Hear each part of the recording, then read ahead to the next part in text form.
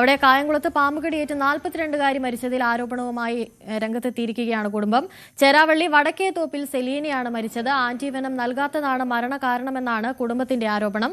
എന്നാൽ പാമ്പ് കടിയേറ്റതിന്റെ ലക്ഷണങ്ങൾ ഇല്ലായിരുന്നുവെന്നും അതാണ് ആന്റിവെനം നൽകാതിരുന്നതിന് കാരണമെന്നുമാണ് കായംകുളം താലൂക്ക് ആശുപത്രി RMO ഡോക്ടർ ശ്രീപ്രസാദിന്റെ പ്രതികരണം.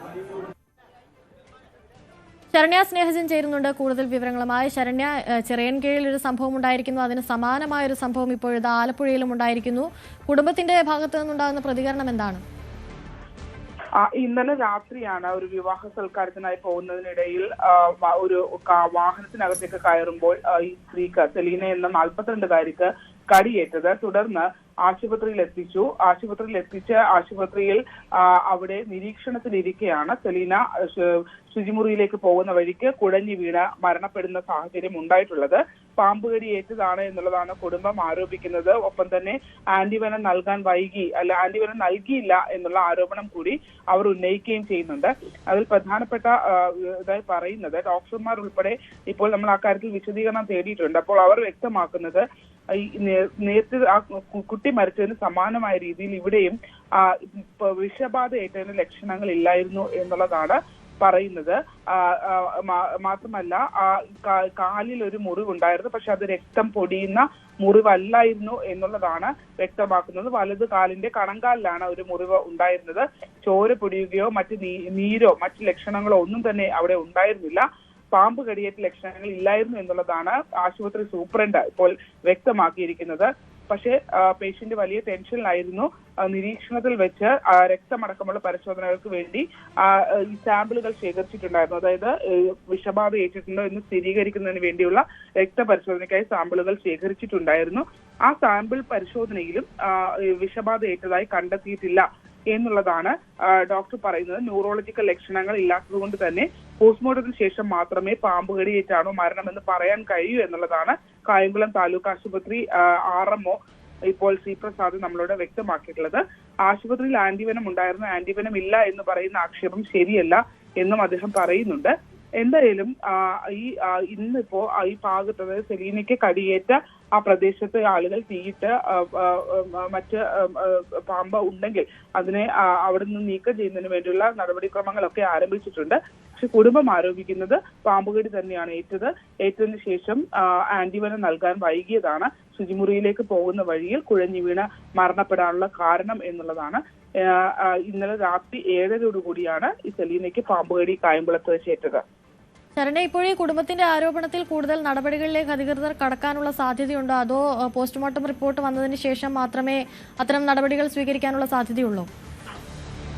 പോസ്റ്റ്മോർട്ടത്തിന് ശേഷം മാത്രമായിരിക്കും തുടർ നടപടികളിലേക്ക് പോകാൻ കഴിയുക. കാരണം ശുചിമുറിയിലേക്ക് പോകുന്ന വഴിയിൽ കുഴഞ്ഞു വീണ് മരിക്കുകയാണ്. പിന്നെ ആ പാമ്പിനെ അവിടെ കണ്ടെത്താൻ കഴിഞ്ഞിട്ടുമില്ല.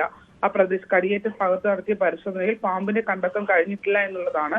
അപ്പൊ ഏത് പാമ്പാണ് കടിച്ചത്, അല്ലെങ്കിൽ ആ സ്പോട്ടിൽ അപ്പോൾ കടിച്ചതിന്റെ ഒരു കടിയേറ്റ് ഉടനെ ആശുപത്രിയിൽ എത്തിച്ചിട്ടുണ്ട്. അപ്പോൾ അപ്പോൾ കടിച്ചതിന്റെ ലക്ഷണങ്ങൾ ആ മുറിവിൽ ഉണ്ടായിരുന്നില്ല എന്നുള്ളതാണ് ഡോക്ടർ വ്യക്തമാക്കുന്നത്. മറ്റ് കടിയേറ്റതിന്റെ വിഷബാധയേറ്റ ഭാഗത്തുണ്ടാവേണ്ട ലക്ഷണങ്ങൾ, നീരോ മറ്റ് പ്രശ്നങ്ങളോ ഒന്നും അവിടെ ഉണ്ടായിരുന്നില്ല.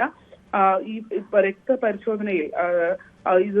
രക്തപരിശോധനയിൽ കണ്ടെത്തിയിട്ടുള്ളതും അത്തരത്തിൽ വിഷബാധ ഏറ്റിട്ടില്ല എന്നുള്ള റിസൾട്ടാണ് എന്നുള്ളതാണ് ഇപ്പോൾ താലൂക്ക് ആശുപത്രി RMO വ്യക്തമാക്കുന്നത്.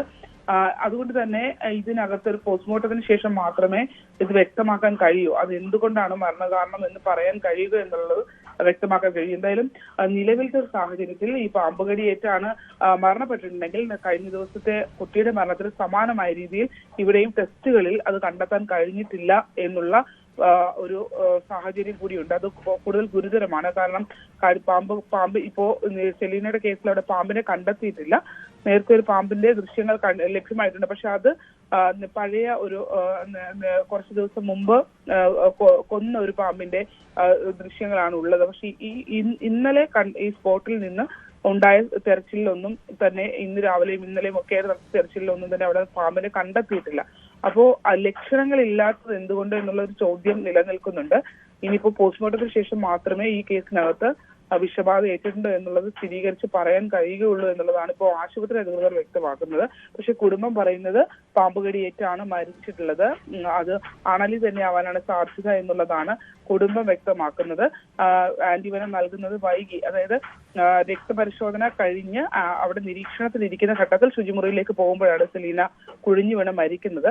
മെഡിക്കൽ കോളേജിലേക്ക് റെഫർ ചെയ്തിട്ടുണ്ടായിരുന്നു എന്നുള്ളതാണ് ആശുപത്രി അധികൃതർ പറയുന്നത്. റെഫർ ചെയ്തിരുന്നുവെങ്കിലും ഇവര് റിസൾട്ട്, അതായത് ബ്ലഡ് ടെസ്റ്റിന്റെ റിസൾട്ട് വന്നതിന് ശേഷം പോകാമെന്നുള്ള നിലപാടെടുത്തു എന്നും ആശുപത്രി അധികൃതർ പറയുന്നുണ്ട്.